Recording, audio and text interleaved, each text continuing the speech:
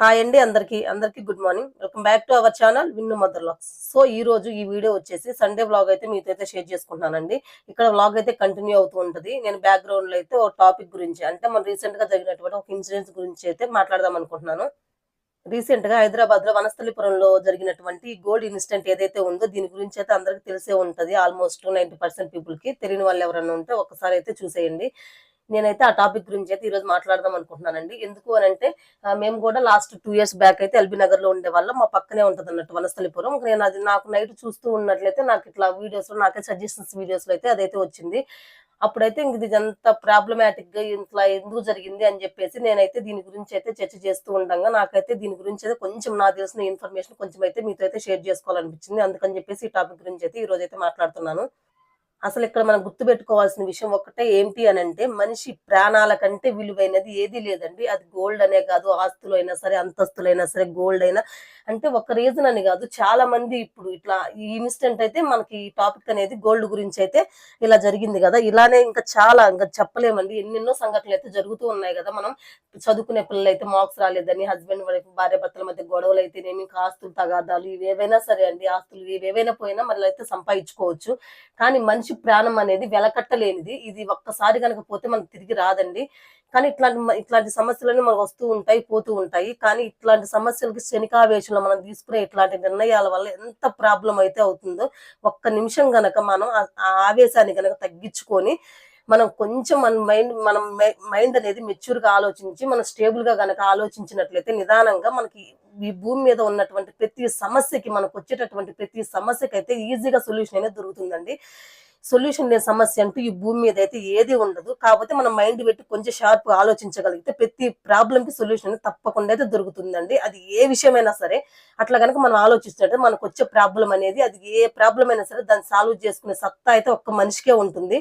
అది ఒక్కటైతే ఆలోచించాలి. ఇట్లాంటి చిన్న చిన్న సమస్యలకు భయపడి క్షణికావేశంలో ఇట్లా నిర్ణయాలు అయితే అస్సలు తీసుకోకూడదండి. అసలు ఒక్క విషయం చెప్పండి. ఇక్కడ ఈ సమస్యలు అనేవి మనుషులకు కాకుండా ఇంకెవరికి వస్తాయి చెప్పండి. ఏ సమస్య అయినా సరే మనకి అట్లా ఎంత పెద్ద ప్రాబ్లం వచ్చినా సరే దాన్ని సాల్వ్ చేసుకునే సత్తా ఒక్క మనిషికే ఉంది. కానీ మనం దాన్ని ఎలా సాల్వ్ చేసుకోవాలనే దాని గురించి షార్ప్ గా మైండ్ పెట్టి మెచ్యూర్ గా ఆలోచించినప్పుడు మనకు వచ్చిన సమస్య కాదనిపించిద్దండి. అది ఎటువంటి సమస్య అయినా సరే మనం దాన్ని ఈజీగా అయితే సాల్వ్ చేసేసుకోవచ్చు. అది ఎంత పెద్ద సమస్య 1 year కి పోవచ్చు, 2 years కి, 3 years కి మనం దాన్ని సాల్వ్ చేసుకునే ప్రాసెస్ లో మనకు అది ఎప్పుడైనా సరే 1 year కైనా, 2 years కైనా, 3 years కైనా, అట్లీస్ట్ 4 years కైనా ఎప్పుడొకప్పుడు ఆ ప్రాబ్లం అనేది సాల్వ్ అవుతుంది. భూమి మీద మనకి ప్రాబ్లం సొల్యూషన్ లేనటువంటి ప్రాబ్లం అనేది ఏదైతే ఉండదండి. మనిషి అనుకుంటే ఏ ప్రాబ్లం అయినా సాల్వ్ చేసుకోవచ్చు. అటువంటి వాటికి ఒక్క నిమిషం కూడా ఆలోచించకుండా ఇట్లాంటి నిర్ణయాలు తీసుకోవడం వల్ల అది చాలా చాలా అంటే చాలా వాల్యుబుల్ అయినదండి. మనిషి ప్రాణం అనేది దేవుడు మనకి ప్రాణం ఇచ్చినప్పుడు ఆ ప్రాణాన్ని మనం ఆ దేవుడు తనంతట తానే తీసుకెళ్లేంత వరకు మనకి ప్రాణాన్ని ఏం చేసుకునే అటువంటి హక్కు అయితే మనకైతే లేదండి. ఎందుకంటే మనకి ఒక మనిషి ప్రాణాన్ని భూమి మీదకి దేవుడు పంపించినప్పుడు దానికి ఏదో ఒక రీజన్ అనేది ఉంటుంది. అది మనం నెరవేర్చినప్పుడు దేవుడు దానంతట అదే మన ప్రాణం పోవాలి. కానీ మనం ఇలా శనికావేశంలో ఇట్లాంటి ప్రాబ్లమ్స్ చిన్న చిన్న ప్రాబ్లమ్స్ ఇవన్నీ అట్లీస్ట్ ఇవన్నీ పెద్ద పెద్ద ప్రాబ్లమ్సే కదండి. ఏ ప్రాబ్లం అయినా సరే మన ఆ క్షణంలో అనిపించింది నాకు ఎంత ప్రాబ్లం వచ్చింది నేను తట్టుకోలేకపోతున్నానని చెప్పేసి ఎంత పెద్ద ప్రాబ్లం అయినా సరే అండి దానికి మనం ఖచ్చితంగా మనిషి వెతికినట్లయితే మైండ్ షార్ప్ గా ఆలోచించి మనిషి కనుక దానికి సొల్యూషన్ వెతికినట్లయితే ఖచ్చితంగా ఆ ప్రాబ్లం అనేది 100% సాల్వ్ అయితే అవుతుందండి. ఎవరైనా సరే సమస్య వచ్చినప్పుడు ఒక్కసారి ఇట్లా ఆలోచించండి. మనకి ఆ సమస్య అనేది సమస్యను చూసి మనం భయపడకూడదు. మనం చూసి ఆ సమస్య భయపడాలి. వచ్చిన ప్రాబ్లం ఏదో అది భయపడాలి. అటువంటప్పుడు మనకి ఏ ప్రాబ్లం వచ్చినా సరే మనం మంచి స్ట్రాంగ్ గా తయారవ్వాలి. అలా స్ట్రాంగ్ గా తయారైనప్పుడు మనకి ఇట్లాంటి నిర్ణయాలు తీసుకోవడానికి అయితే ఉండదని నాకు అది చూసినప్పుడు అయితే చాలా బాధగా అనిపించింది.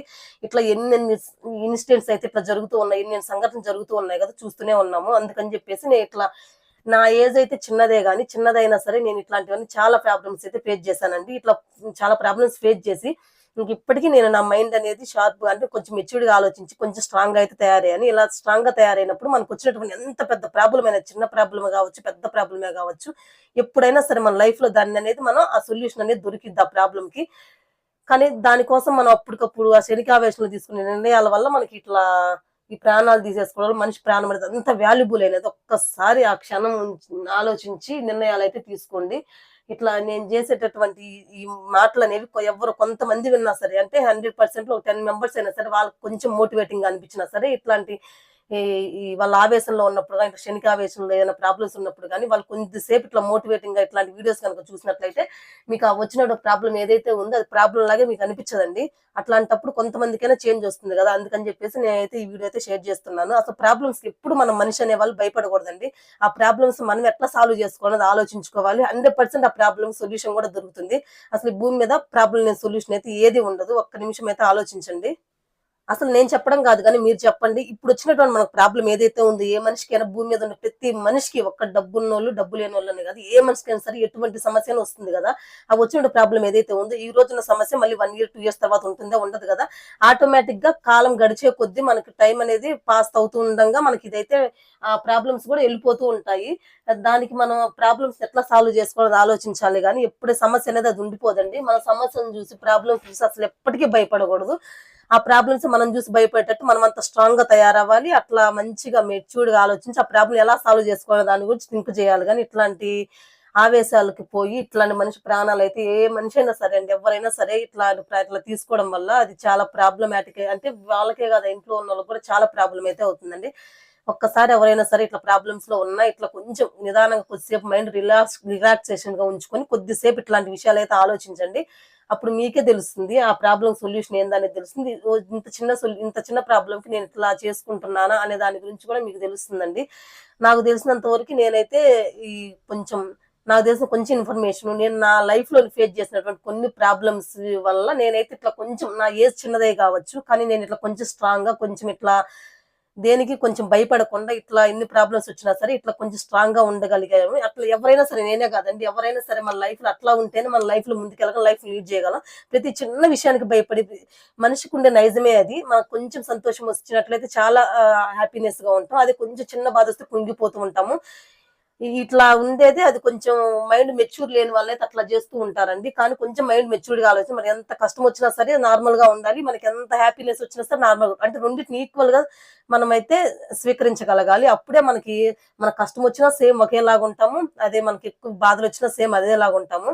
నేను నా లైఫ్‌లో నేను నేర్చుకున్నదైతే ఇదొక్కటేనండి. నేర్చుకొని మంచిగా స్ట్రాంగ్‌గా ఇట్లా ఉన్నాను. నేనే కాదు ప్రతి ఒక్కళ్ళు గూడా వాళ్ళకున్నటువంటి సమస్యలు ఏదైనా సరే ఎప్పుడు ఒకేలాగా స్ట్రాంగ్‌గా ఇట్లానే ఉండి వాళ్ళ లైఫ్‌లో గూడా ముందుకెళ్ళిపోతూ ఉండాలి. లేదంటే ఈ సమాజంలో బతకడమే కష్టమేనండి. నాకు తెలిసిన ఇన్ఫర్మేషన్ నేను కొంచెం నాకనుకున్న మాటలు, నా మనసులో ఉన్న మాటలైతే కొంచెం మీతో అయితే షేర్ చేసుకోగలిగాను. నేను చెప్పినటువంటి మాటల్లో ఏదైనా కొంచెం గనుక మిస్టేక్ గనుక ఉంటే ప్లీజ్ నన్ను క్షమించండి. ఇలా ఎటువంటి ప్రాబ్లమ్స్ ఉన్న వాళ్ళైనా సరే, ఈ వీడియో చూసైనా సరే కొంతమంది ఒక 10 మెంబర్స్ అయినా, 1 మెంబర్స్, 2 మెంబర్స్ అయినా సరే వీటికి భయపడకుండా సొల్యూషన్ వెతుక్కుంటారని నేను ఆశిస్తున్నాను. ఓకే అండి. ఐ హోప్ దిస్ వీడియో ఈ వీడియో మీకు ఎంతో కొంత యూజ్‌ఫుల్ అని అనిపిస్తున్నాను. యూజ్‌ఫుల్ గనుక అనిపిస్తే ప్లీజ్ వీడియో లైక్ చేసి ఛానెల్ సబ్స్క్రైబ్ చేసుకొని మరొక మంచి వీడియోతో మీ ముందుకైతే వచ్చేస్తాను. ఓకే. బై.